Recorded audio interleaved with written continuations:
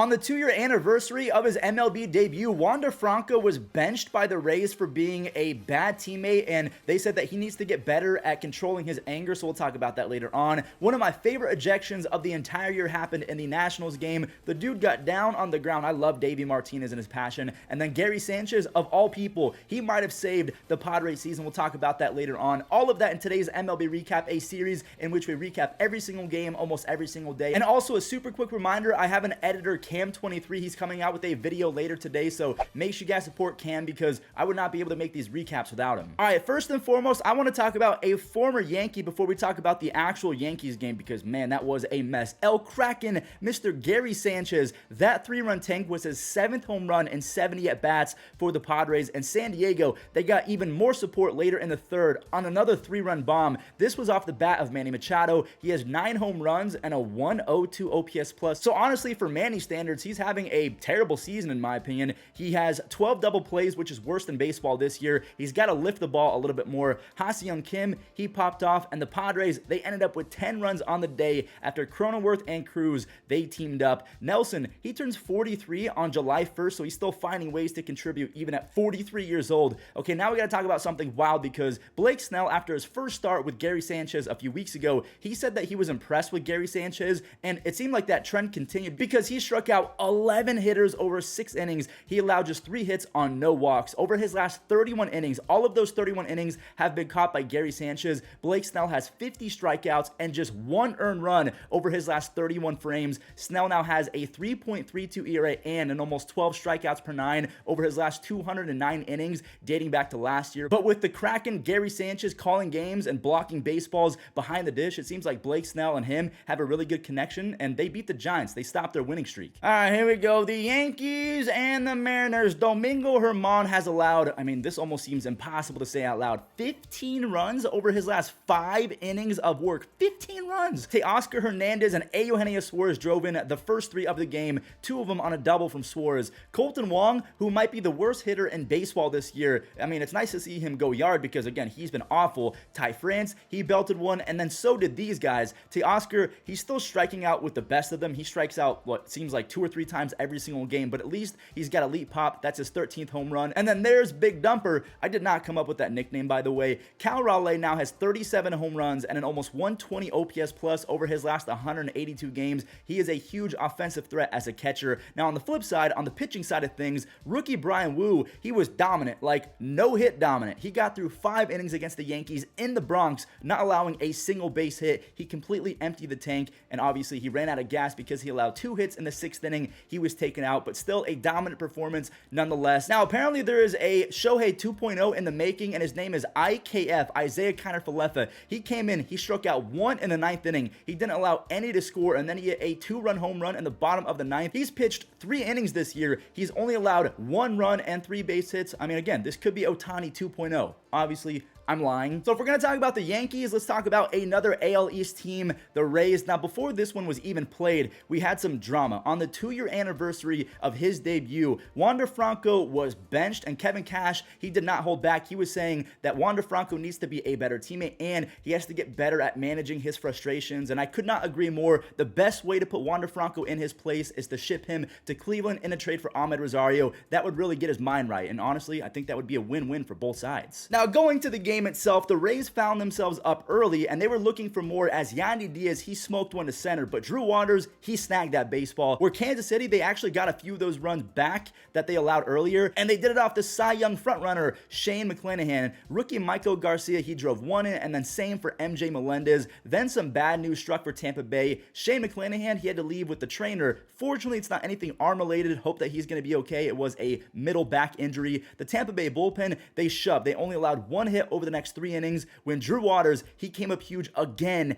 this time in the batter's box. That home run gave Kansas City the lead for about 17 seconds as Francisco Mejia launched a home run. And Randy, that motherfudger, Rosarena, he drove in 2 more on a single. Randy, he always plays better when the pressure is high, but maybe so does Drew Waters. He had a sick catch, a home run, and then a game-tying hit. He plates 2 on a single to tie it off of the nasty Jason Adam. And then MJ Melendez, he turned on the burners in the 9th inning. He beats out the throw, a very MLB MLB The Show-like play, and Scott Barlow, he was nasty to close this one out. He strikes out 2. He has 9 saves. I don't know if the Rays win this game if Wander Franco is in, but to me, that's a shocking loss because the Royals, they're pathetic. They're on pace to lose almost 120 games. The Braves and the Phillies, this was the true definition of a pitcher's duel. Now, usually in a pitcher's duel, it's 2 guys going at it, but one guy gives up 1 run in the 4th inning. Not this time. Braves second-year starter Bryce Elder, he keeps on finding ways to put up zeros after zeros, and it kind of blows my mind because he doesn't throw that hard, and he gets hard fairly often, but he doesn't walk anyone, and he makes them chase. So that's a lesson to all of you young guys out there. Hit your spots and make people chase. It's almost better than throwing 99 sometimes. So Bryce threw 7 shutout with 6 punch-outs, and Aaron Nola of the Phillies, he kept pace before he got taken out after 6 shutout frames. Now, Nola, he needed that gem because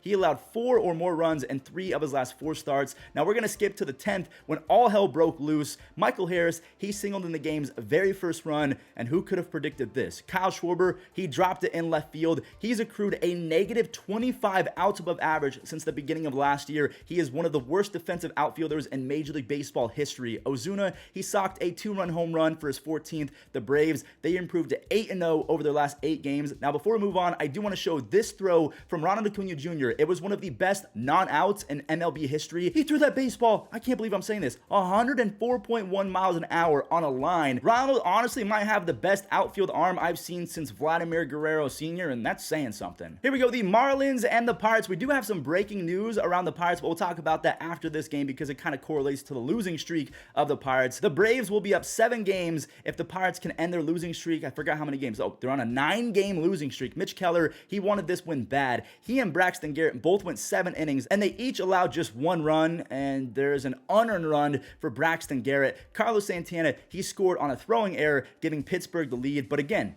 Keller and Garrett, they went 7 innings. They combined for 14 innings, 18 strikeouts. 13 of those 18 strikeouts were from Braxton Garrett, a new career high. Keller, he's looking like he was going to earn his 9th save, especially after that home run, the first career home run off the bat of Henry Davis. And remember, he was the first overall pick in 2021, so he has all of the talent in the world. Same with Ke'Bryan Hayes. He's hitting .309 over his last 24 after that home run. All that Pittsburgh has to do is hand it over to their usually stable bullpen, and they get to watch. Oh boy. It is now a 1-run game. Brian De La Cruz, he clutched up with a 2-run single, and staying with guys clutching up, that's the game right there. Garrett Cooper, he launched a 3-run moonshot. He now has 6 home runs and a 1095 OPS with runners in scoring position, one of the clutchest players in all of baseball. AJ Puck, he goes 1-2-3, his 10th save of the year. Speaking of 10, the Pirates, they've lost 10 in a row. And because of that, they're calling up one of their best prospects, Nick Gonzalez. This guy absolutely rakes. I think that he's going to be a difference maker. I don't think the Pirates are going to make the playoffs, but Nick, yeah, he rakes. So there was another clutch 3-run home run in this next game, but if Corbin Carroll is running the bases, I have to show that first. Corbin,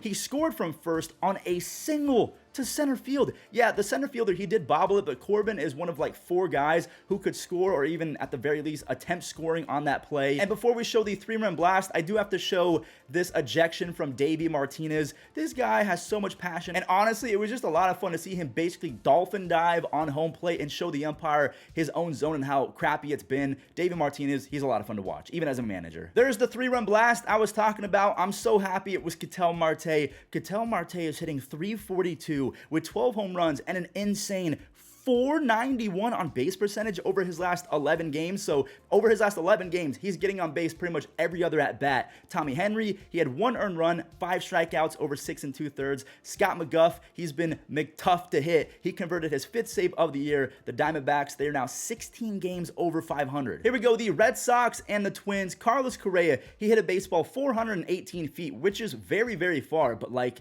Byron Buxton, he said, that's cute. I'm going to hit this baseball 466 feet. If that wasn't impressive enough, he did it again. After Michael A. Taylor drove in 2 on a double, Buxton went 465 feet, the first time in a decade that a player went 460 plus feet twice in a single game. I think the last guy was Mike Napoli back in 2013. Royce Lewis, he's hitting .312 with a 125 OPS plus. I'm happy for him because he's coming back from ACL surgery, a former first overall pick. He drove in 1 more for Joe Ryan. The Rays, they got absolutely bodied in that trade. They traded Joe Ryan for Nelson Cruz, and Joe just became the first Minnesota Twins pitcher in 5 years to throw a complete game shutout. He now has a 2.98 ERA and an insane 2.79 FIP. FIP is just a fancy stat to determine how good a pitcher is all by himself. That means not allowing home runs, not allowing walks, and striking guys out. Anytime you have a pitcher under a 3 FIP, he's absolutely elite at getting people out. So Joe Ryan, he's nasty. All right, I'm going to go ahead and keep this one short because I genuinely feel bad for Oakland Athletics fans. Rookie Logan Tiallen of Cleveland, he bobbed and weaved his way through a few innings. He escaped jam after jam to strike out 5 over 4 scoreless, but because he was taken out after 4, he's not going to get the W. Cleveland, they do win though, as Josh Bell nearly left everything. I think he hit the H in the Ohio sign in left field. Miles Straw, he almost went yard as well. That would have been his first home run in 2 years. JP Sears, I do want to give a shout out to him because he did go 7 innings. He struck out 8. He has a 2.95 ERA over his last 7 starts. He came from the Yankees and the Frankie Montas trade. He looks like he's going to be pretty good. The guards, they scored 3 free runs on 3 bases loaded walks and actually ended up with 4 runs in the 8th after a wild pitch. The Cleveland Guardians, they sweep, and that's today's recap. So those were all of the games from yesterday. I hope that you guys enjoyed. I know it was a shorter recap, but I can't really do much about that. Thank you all so much for watching, and a reminder, my editor Camden, Cam23, he's coming out with a video later today, so make sure you guys subscribe to him. The link is in the description down below, and I'll catch you guys tomorrow for another recap.